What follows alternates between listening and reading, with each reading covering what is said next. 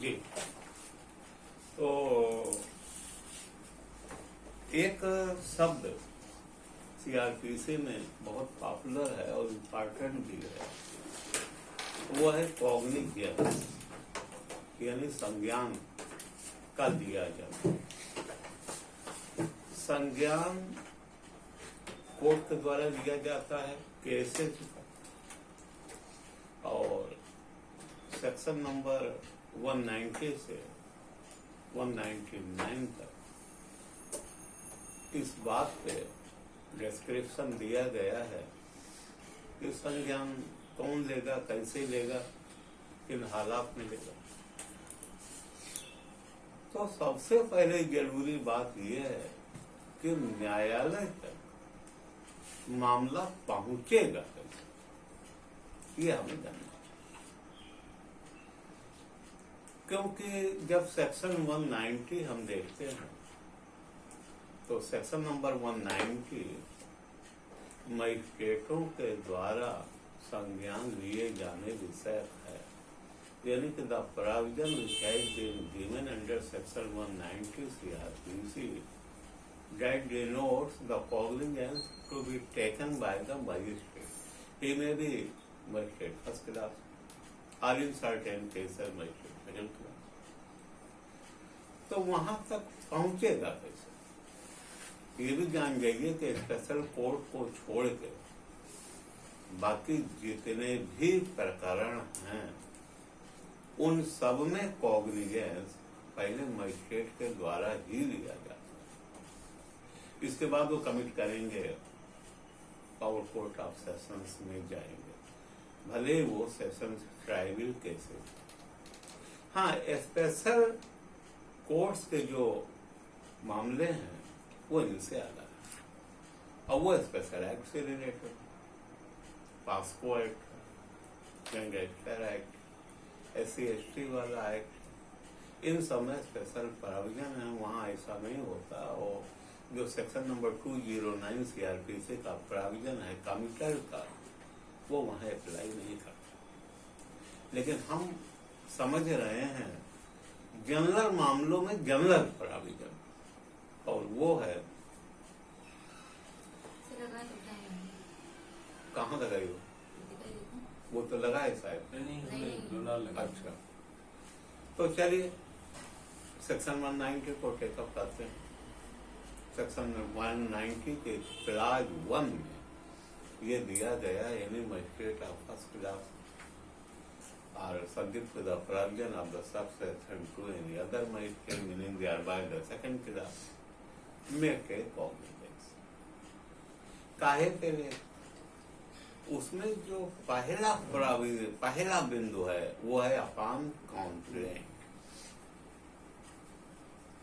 दूसरा है upon police report, इसके बाद सेल्फ एक्वायर्ड नॉलेज भी हो सकता है या किसी अन्य तरीके से उनको सूचना मिले, वो भी उसमें शामिल है।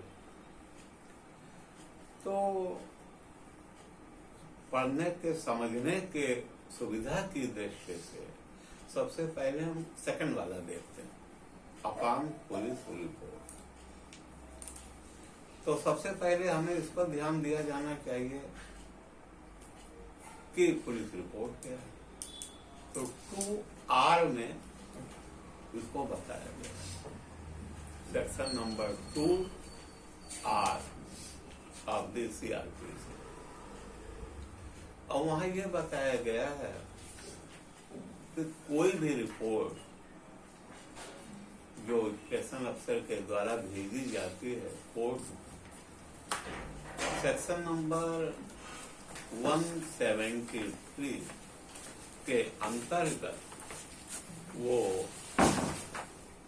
पुलिस रिपोर्ट के रूप में जानी जाती है। तो पुलिस रिपोर्ट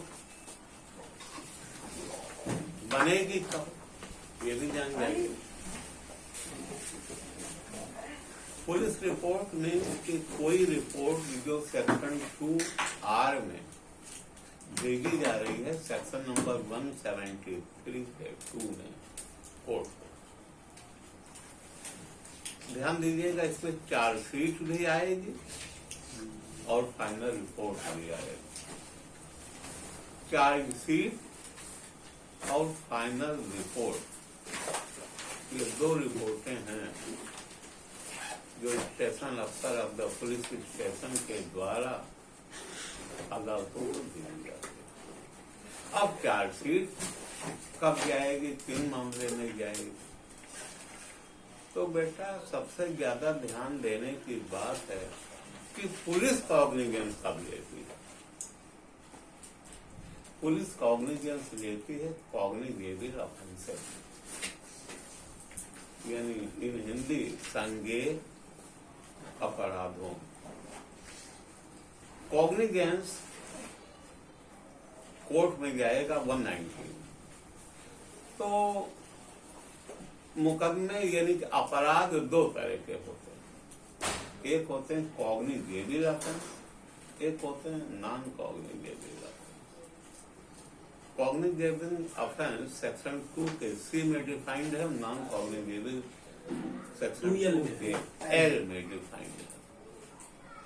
कॉग्निजेबल का ऑफेंस मतलब ये होता है कि जहां पुलिस अधिकारी बिना वारंट के किसी को गिरफ्तार कर सकता है। ये ऐसे मामले हैं जहां पुलिस अधिकारी बिना वारंट के किसी को गिरफ्तार कर सकता है।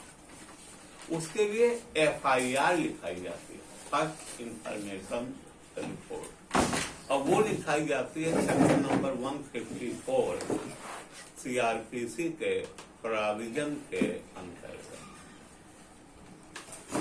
अब FIR लिख गई थाने में, तो पुलिस अधिकारी उसका इन्वेस्टिगेशन प्रारंभ करता है। He starts the investigation। Investigation है क्या, सेक्शन 2H में दिया गया है। इन्वेस्टिगेशन का मतलब कलेक्शन ऑफ एविडेंस, जो साक्ष्य हैं उनको इकट्ठा करना। लाश का अगर गुम हो गई है, लाश को ढूंढना, लाश का पंचनामा करके पोस्टमार्टम कराना, चोटें मालूम करना, मृत्यु का टाइम एसर्टेन करना, किन हथियारों से चोट पहुंचाई गई है उसके बारे में जानकारी करना।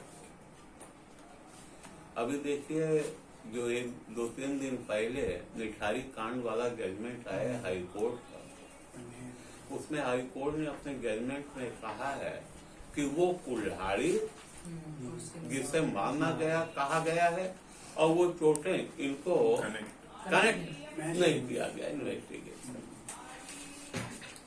तो पुलिस अधिकारी इन्वेस्टिगेशन करेगा कहाँ, जहाँ FIR लिखी गई है। FIR कहाँ लिखी जाएगी, सेक्शन 154 CRPC के अंतर्गत। तो वो इसके बाद वो इन्वेस्टिगेशन करेंगे। इन्वेस्टिगेशन करने के बाद जब वो सारे साक्ष्य इकट्ठा कर लेंगे, तब उस चार्जशीट को, अगर मामला बन रहा है तो चार्जशीट भेजेंगे, और नहीं में डाउट हो रहा है तो फाइनल रिपोर्ट भेजेंगे, न्यायालय को भेजेंगे। कहाँ भेजेंगे? प्रावधान 173 क्लास 2 173 के खंड 2। अब मजिस्ट्रेट के पास वो आएगा। पहला तरीका ये है 190 के दूसरे क्लास में, जहां लिखा अपॉन पुलिस रिपोर्ट। एक और तरीका और है, वो क्या? हाँ, एक चीज लगे हाथ और जान गया, जो 156(3) CRPC में लोग कहते हैं कोर्ट में जाकर वहां का आदेश करा दें इन्वेस्टिगेशन का, वो सेम प्रोसेस है।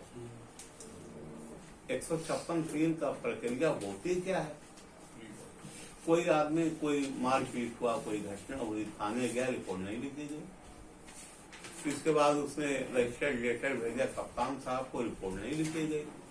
अब वो करेगा, अब जाएगा मजिस्ट्रेट के पास, और मजिस्ट्रेट से ये अन्य भी नहीं करेगा, रिक्वेस्ट करेगा कि सरकार देखिए हमारी रिपोर्ट नहीं लिखी गई, हमारे साथ ये वारदात हुई है, तो आप कृपया थाने को ये आदेश दें कि इस मामले में इन्वेस्टिगेट करें, जो कि न्यायिक में at the end of that magistrate आदेश कर देते हैं। तब वो जो तहरीर दिए रहता है कोर्ट में, उसी पर FIR दर्ज हो जाती है। ऑफिशियल प्रोसेस है, कोई अंतर नहीं। यानी रिपोर्ट चाहे 154 में लिखी जाए और चाहे 153 के मार्फत लिखी जाए, बात एक है। अब वो चार्जशीट पहुंच गई कोर्ट। ये दो तरीके हो गए। एक तरीका, अगर आपका ऑफेंस नॉन कॉग्निजेबल है, छोटे मोटे अपराध, खाली दो चार थप्पड़ मार दिया, गाली आली दे दिया, तो ये नॉन कॉग्निजेबल है। इसमें पुलिस FIR नहीं लिखेगी, बल्कि सेक्शन नंबर 155 के तहत NCR लिखेगी, नॉन कॉग्निजेबल रिपोर्ट। इसी को उर्दू में कहते हैं जुर्म गैर दस्तंदाजी। दस्तंदाजी नहीं करेंगे उसमें, दस्तंदाजी। ये बेटा जब कोई जाता है, NCR पुलिस वाले लिख लेते हैं, 2 कॉपी में लिखते हैं, एक उसको दे देते हैं, एक रखे रहते हैं। अब ये सोता रहता है। जब आप कोर्ट में जाएंगे, 155 के खंड 2 में वहां से आदेश करा लेंगे, इन्वेस्टिगेशन होगा। फिर वही हाल है, जैसे वो प्रोसेस है वैसे ये भी चला जाएगा। अब उस पर मजिस्ट्रेट साहब देखेंगे, जुडिशियल जो गया है पुलिस के द्वारा चार्जशीट, और उसके साथ अनेक्स रहती है केस डायरी और वो सारी चीजें, जैसे कहीं से मिट्टी खून आलूदा, यानी कहते हैं ब्लड सस्टेन्ड स्वैप। जैसे कोई चाकू मारेगा तो कहीं खून गिरेगा ना, वो मिट्टी को पुलिस वाले खोल देते हैं, उससे भी मार देते हैं। और उसके बगल जहाँ खून नहीं गिरा है, वहां की सादी मिट्टी खोल देते हैं, उसको भी एक डिब्बे में भर लेते हैं, दोनों सील करके भेज देते हैं सारी पुलिस वाले। तो वो कहते हैं ये मिट्टी आस पास की ही है, लेकिन इसमें मानव रस लगा है, ये साबित करने के लिए कि देखिए ये ह्यूमन ब्लड वहां पे गिरा। अब यहाँ पे ह्यूमन ब्लड गिरा था, इंजरी चाकू की है, उसके बॉडी में आएगा कि किसी धारदार हथियार से प्रहार किया गया है। तो ये चीजें कनेक्ट हो रही है।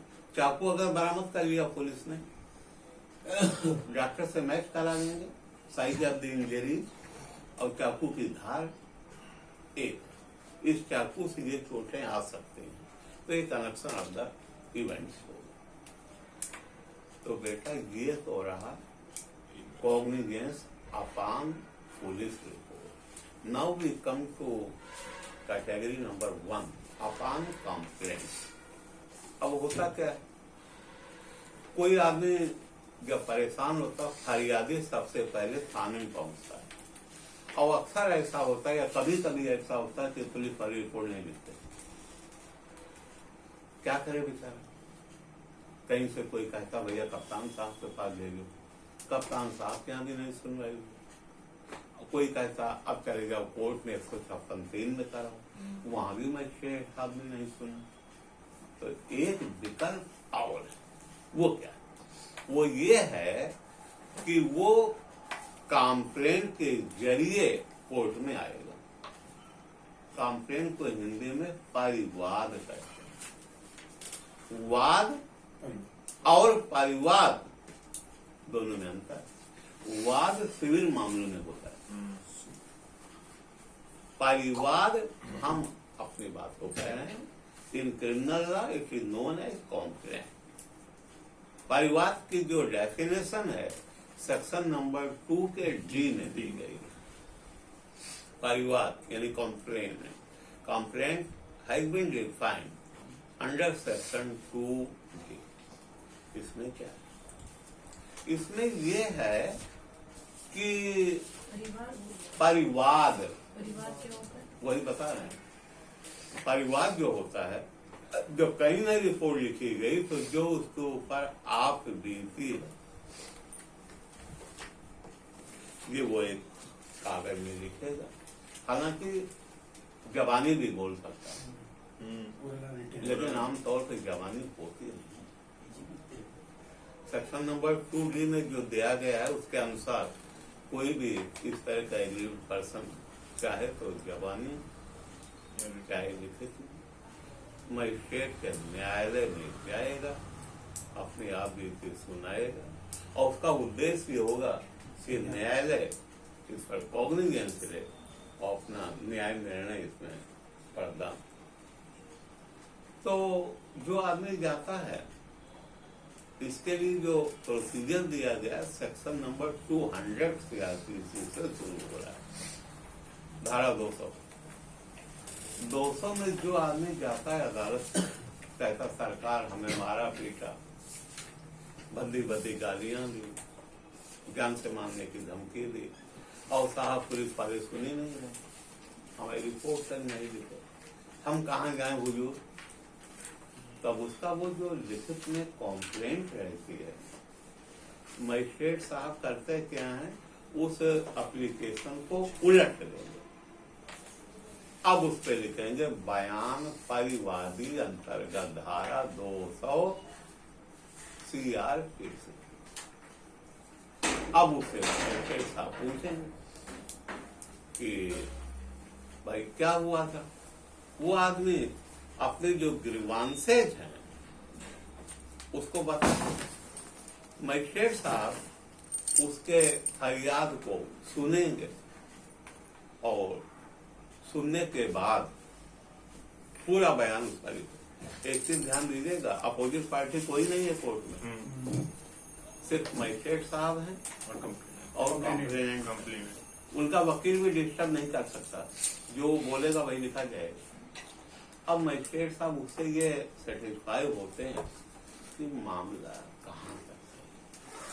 अगर वो चाहे तो धारा 200 CRPC में ये भी लिखा है किसी गवाह का भी स्टेटमेंट करा सकता है, लेकिन कराया नहीं जाता है, सिर्फ वादी का भी स्टेटमेंट होगा। जब ये बयान लिख गया वादी का, तो अब अगली पेशी में वो मुकदमा लगेगा 202 में 202 CRPC, क्योंकि 201 जो बीच में रह रहा है उसमें ये प्रावधान है कि अगर मजिस्ट्रेट साहब पाते हैं कि जिस मामले का ये ऑफेंस है उसका जुरिडिक्शन इस अदालत को नहीं है, तो जहाँ जुरिडिक्शन होगा वहां दे सकता है, वरना 202।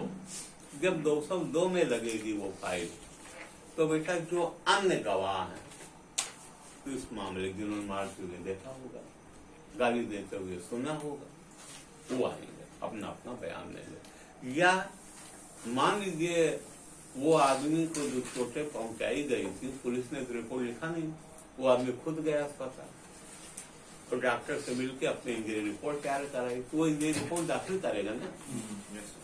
तो जो भी डॉक्यूमेंट्री एविडेंस हैं वो प्रदान करेगा और बताएगा, जो गवाह हैं अपने बयान देंगे। खाली चीफ होगा और कुछ नहीं होगा, क्योंकि क्रॉस करने वाला कभी वजूद नहीं होगा।